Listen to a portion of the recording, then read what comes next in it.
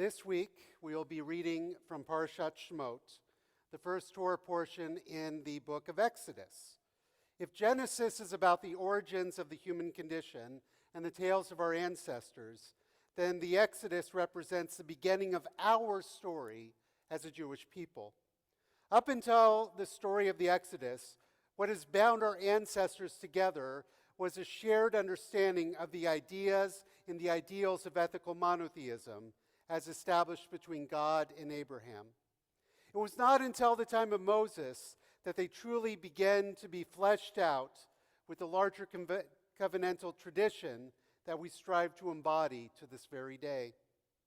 That being said, whenever we tell the story of the Exodus, it is hard not to think of the version we recall in the Haggadah.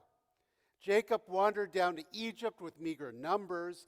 There his descendants grew, and the Pharaoh grew afraid and enslaved them. Then with a mighty hand and an outstretched arm, through signs and portents, God redeemed the Israelites from Egypt. But when we read the actual narrative of the book of Shemot, the book of Exodus, we find over and over again, what we find over and over again is the narrative is much more convoluted. It is not straightforward. The journey from slavery to freedom comes in fits and starts and is never a foregone conclusion. For example, following the birth of Moses to unnamed parents, later identified as Amram and Yocheved, Moses is raised at some point in Pharaoh's palace. We actually don't even know how old he was when he arrived at Pharaoh's palace. What we do know is that after an act of what we might call righteous violence, Moses fled Egypt and settled down in Midian as a family man who shepherded flocks and herds for his father-in-law Yitro. It was during this time that Moses was called by God through a burning bush to go and redeem the Israelites. As God said, I have marked well the plight of my people in Egypt and have heeded their outcry because of their taskmasters. Yes, I am mindful of their suffering. Why it took God this long to note their suffering is in and of itself a difficult theological question, but for another time. But God continued, come therefore, I will send you Moses to Pharaoh, and you shall free my people, the Israelites, from Egypt. Moses' response was to decline God's call, stating that he didn't have the necessary skill sets, including that he was heavy of tongue, heavy of speech. This phrase is often interpreted in rabbinic literature that Moses had a stutter. More than that, Moses declined because he feared no one would listen to him, that no one would believe him. He declined because he did not even know the name of the God that was calling him.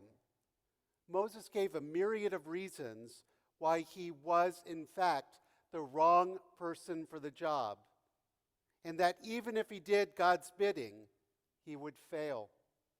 It took quite a bit of convincing on God's part to get Moses to reluctantly agree, including sending Aaron, Moses' brother, to support him in this endeavor. I mention all of this because the journey to redemption, as is told in Exodus, was never as straightforward as we tend to remember, either because of the Haggadah or because of Cecil B. DeMille. So too, it can be said of the recent ceasefire agreement between Israel and Hamas.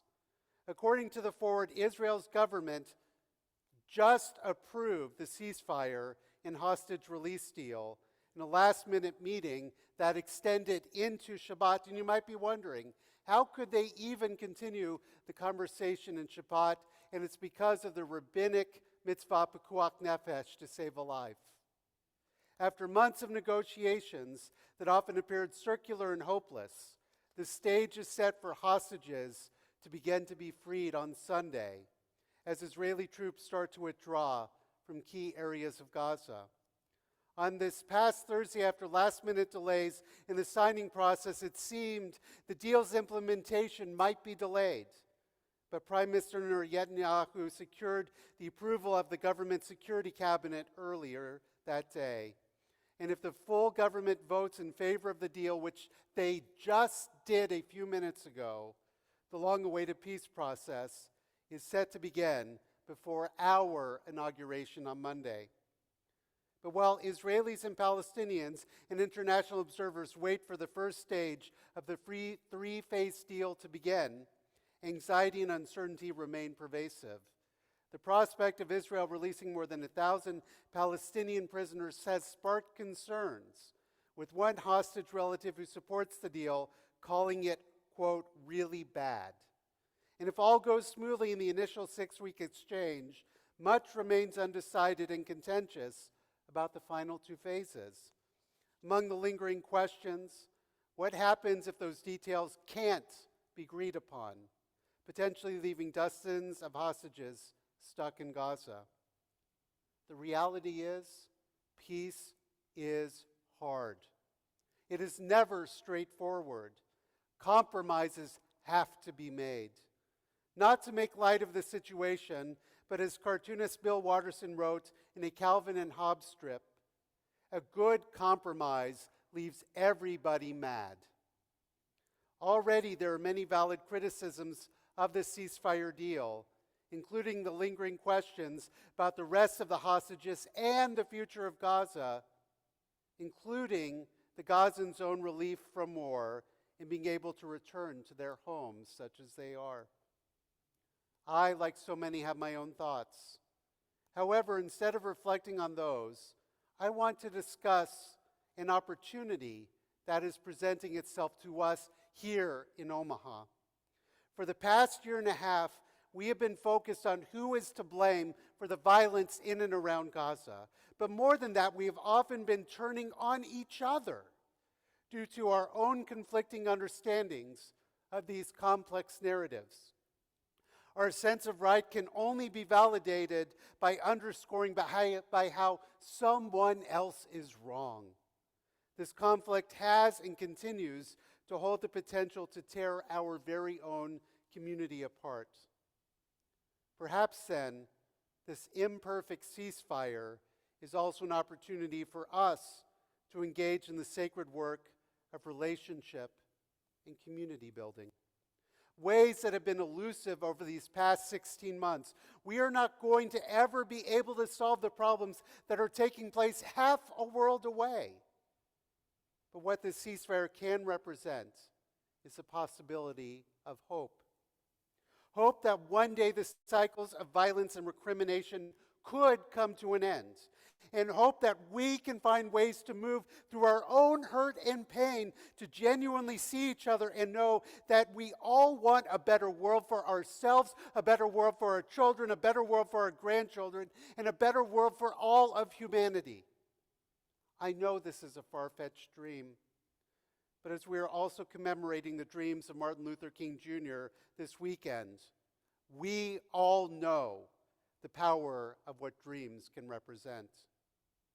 But until that day comes, let us find ways to let go of the despair that has captured our souls, the very essence of our beings these past many months.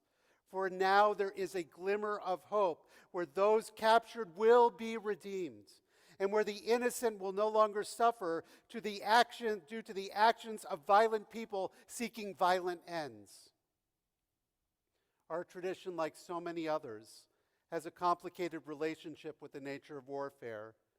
As is stated in my Jewish learning, the rabbis of the Mishnah expounded upon the distinction between wars with the Canaanites and those with other nations. The former they called Milchemet Mitzvah, a commanded war. Wars against the Amalekites, a nation that attacked the Israelites as they left Egypt, and defensive wars were also put into this category. All other wars are referred to as Milchemet Reshut, permitted wars. This included wars of territorial expansion, for example, the wars of King David. Nonetheless, Psalms teaches, seek peace and pursue it. It is Rabbi Hillel who expands upon this in Pirkei Avot, teaching, be of the disciples of Aaron, loving peace and pursuing peace. From this, the rabbis explain that even during the times of war, we are commanded to seek peace. From this, we can learn that though war may be a necessary evil, it is never the solution. So even if this temporary ceasefire is just that temporary, even if it is only a moment of peace, at least for that moment, a moment of peace is achieved, both there and also hopefully here as well. And with that in mind, I would like to conclude with the words of poet and liturgist Alden Solovey. Loose the angels of peace. God of eternity, I am afraid to allow hope into my heart or joy into my soul. How I long to see our hostages released. How I yearn for the captives to be redeemed. How I pray for the kidnapped to be free. Prepare my heart to receive our loved ones released from the tunnels with the fullness of compassion and joy, even as you require that my heart stay broken for those who remain in captivity and to mourn the lost. God of history, open the gates of freedom for the innocent. Wash away their pain with a river of healing. Wash away their nightmares with the secret light that you stored upon creation for the righteous. Source of shelter, let loose the angels of peace, for certainly they too must be held in captivity. Then, God of life, hope will flow unbound, and songs of rejoicing will shatter the heavens when the words of the prophet are fulfilled. V'yesh tikva l'acharatecha ne'um Adonai v'shavu v'anim legevulam. And there is hope for your future, declares Adonai, and your children shall return to their country. Ken yehi ratzon. May this be God's will. May this dream be fulfilled, that the captives be redeemed, that the hostages be returned to their loved ones, that those who have been displaced by violence be able to return to their homes. May a new world be built upon the ashes of the old, a world where hope, where dreams, where peace blossom throughout the land, where violence is diminished, and where we can live in fellowship for a world that is better for our children, our grandchildren, and the future is yet to be. Amen.